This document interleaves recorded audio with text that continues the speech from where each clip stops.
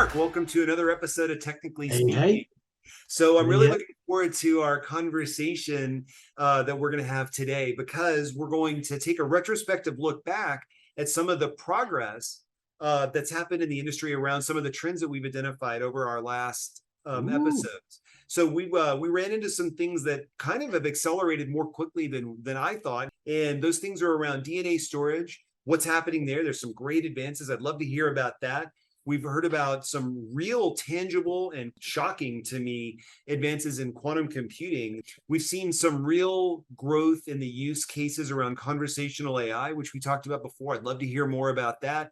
And finally, we learned that pizza is actually all good except for the ones that come from Detroit. And so I'd love to get an update on that as well.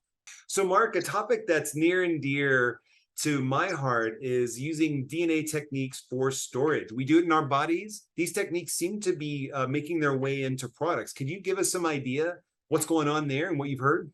yeah. So that is one of our first series last year, talking about how do you take digital data and encode it into DNA, take that DNA, suspend it in distilled water or a clear beverage of your choice, and then how do you take that and keep it for archival purposes and restore it later and pull the data back out of it? A lot of development. Yeah. Oh, show that again, Ned.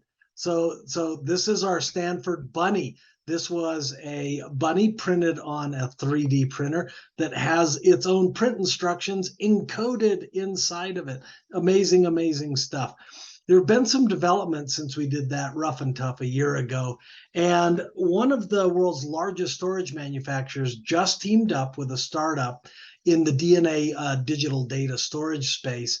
And they are getting a density of 200 petabytes per gram. I mean, that number is mind boggling. Now, the gear that they're using to do this is the size of a room in a modern house. So this isn't something that's on your smartphone. Nonetheless, taking a bunch of data, encrypting it in DNA sequences, and being able to store that almost infinitely is super, super exciting. I love that, Mark. That's really cool. And did you say 200 petabytes per gram?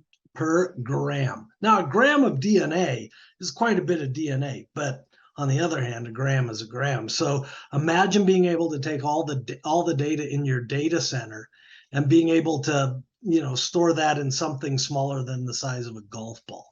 I mean that's mind-boggling. I mean that's simply mind-boggling. This technology is developing at twice Moore's law, which if you're a geek means a lot to you. Well, so a couple of quick thoughts there. So recently, I think I mentioned to you, Mark, that I visited NASA, Johnson Space Center in Houston. And when I was walking around looking at the equipment that they had there, that's where they had mission control for the moon launches, for all the moon launches. And, I was taking pictures of some of the rocketry with my modern phone. And I realized that my phone had much more computational power than was used for all of the design.